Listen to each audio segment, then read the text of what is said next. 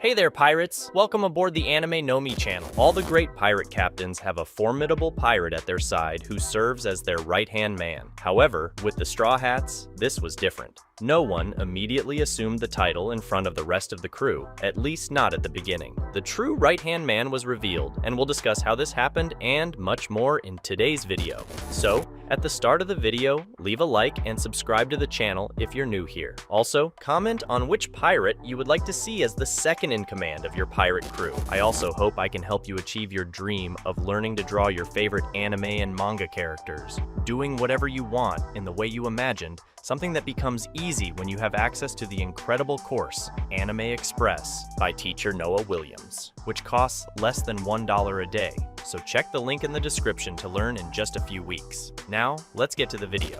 Guys, as I mentioned earlier, each of the renowned pirates in the One Piece world has a first mate, a second in command who makes decisions and would give their life for their captain and crew. The bond among the Straw Hats means that they all have this connection and sacrifice for each other. On the other hand, no one had formally assumed the position of first mate, at least not until now. In the manga, Zoro's position as Luffy's first mate, or second in command, was implied but never explicitly stated. However, in Netflix's live-action adaptation, this was presented clearly and directly.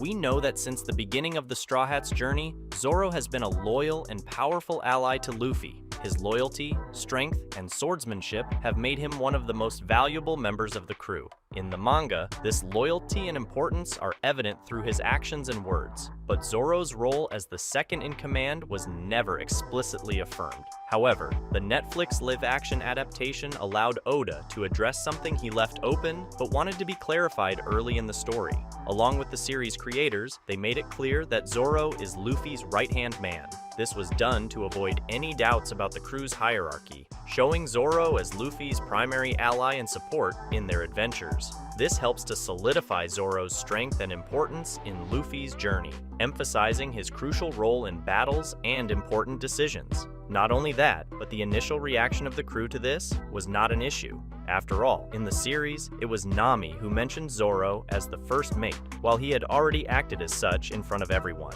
This occurred when the Straw Hats arrived at Water 7. The Going Merry had suffered significant damage during its journey. The ship was beginning to break apart, and after an assessment, it was determined that it could not be repaired. In light of this situation, Luffy decided it would be better to buy a new ship. This decision was not well received by Usopp, who considered the Going Merry part of the family. For him, the ship had immense sentimental value, as it was a gift from his hometown. Additionally, Usopp felt guilty for losing money to the Frankie family, which contributed to the lack of funds to repair the ship. He believed that if it weren't for this incident, the Straw Hats could have repaired the Going Merry. In the face of the disagreement, Usopp challenged Luffy to a duel for the right to keep the Going Merry. During this crisis, Zoro showed his loyalty and sense of discipline by acting as the second in command within the crew.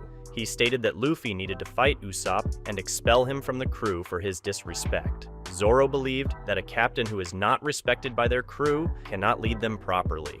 Zoro made it clear that if Luffy couldn't handle Usopp's disrespect, he couldn't continue being his captain. This firm stance from Zoro highlighted the importance of authority and respect within the crew, showing that despite friendship and emotional bonds, hierarchy and discipline were essential for the group's survival and success. He did this while momentarily leading Nami and the others to avoid hindering the confrontation. However, even though he is officially the first mate, Zoro is not the only right-hand man of the future Pirate King. Kaido had 3 pirates as the major stars of his crew, and similarly, Luffy has the 2 wings of the Pirate King. In Chapter 1020 of the One Piece manga, we see Nico, Robin, and Brook facing Black Maria on Onigashima.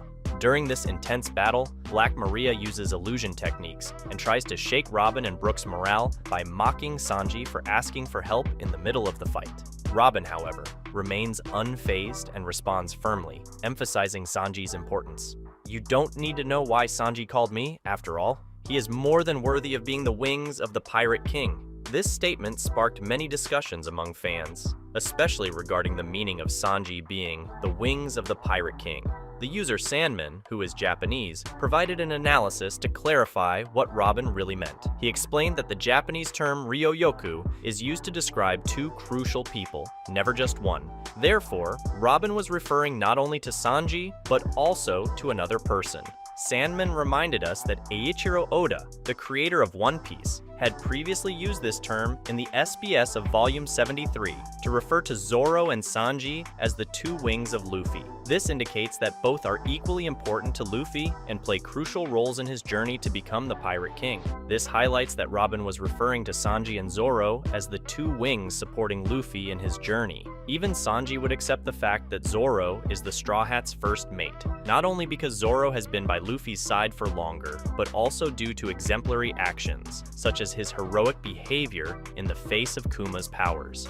Zoro's position as Luffy's second-in-command is an issue that has been developed throughout One Piece. As I mentioned, in the manga, this position is often implied but never explicitly stated. However, in the Netflix live-action adaptation, this was presented in a clear and unequivocal manner. And as I was saying, one of the most iconic moments in the series that exemplifies Zoro's loyalty and strength is when he faced the warlord Bartholomew Kuma. In episode 377, Zoro offers to absorb all of Luffy's pain and fatigue, who is on the brink of death after an intense battle. Kuma accepts the offer and transfers all of Luffy's suffering to Zoro. And who knew about this? Only Sanji. When the Straw Hats wake up after being knocked out by Kuma, Sanji immediately goes to find Zoro. Upon finding him covered in blood, Sanji asks what happened. Zoro, demonstrating his incredible endurance and loyalty, simply responds, "Nothing happened," but Sanji soon learns everything that had occurred. Even Sanji, who often competes with Zoro and has a rivalrous relationship with him, acknowledges Zoro's leadership and value. Sanji recognizes that Zoro is someone worthy of standing by Luffy's side, someone deserving of the title of second-in-command. His rivalry fades in such moments. As the Straw Hats face increasingly greater challenges in their journey, Zoro will continue to demonstrate his importance as the first mate. In future battles, just as happened in Wano, Zoro may lead the defense of the crew while Luffy faces the main antagonists. And we're not just talking about battles. The importance of a first mate is brilliantly exemplified by Marco, for example, the former commander of the 1st Division of the Whitebeard Pirates. After Edward Newgate's death, Marco took on the responsibility of protecting his former captain's homeland. This act of loyalty and commitment shows the depth of a second-in-command's duty to their captain and crew, safeguarding their captain's legacy. Additionally, after the devastating Marineford battle, where many of the Whitebeard pirates were lost, Marco took on the leadership of the survivors. He guided the remnants into a new phase, showing that a first mate must be able to take control in times of crisis. Marco's ability to lead and protect the crew demonstrates the importance of a second-in-command, especially when it comes to major battles. With that, we come to the end of our video about Zoro's true position as the Straw Hat's first mate. As we've seen, while many great pirates have a clearly defined right-hand man, Zoro's role as Luffy's second-in-command was, for a long time, something implied but not explicitly declared. However, the Netflix live-action adaptation brought this issue to the forefront in a clear and direct manner, consolidating Zoro as Luffy's main ally and support on his journey. And so, as the Straw Hats face increasingly greater challenges, Zoro will continue to play a vital role, leading the defense of the crew and supporting Luffy on his journey to become the Pirate King. If you enjoyed the video, don't forget to leave a like and subscribe to the channel to not miss future content. And let me know in the comments, which pirate would you like to see as the second-in-command of your pirate crew? Thank you for watching and see you next time. That's a wrap for today's content. We hope you enjoyed it and want to share your thoughts on the subject. Don't forget to share the video, give it a thumbs up, and catch you in the next video. Take care and stay awesome.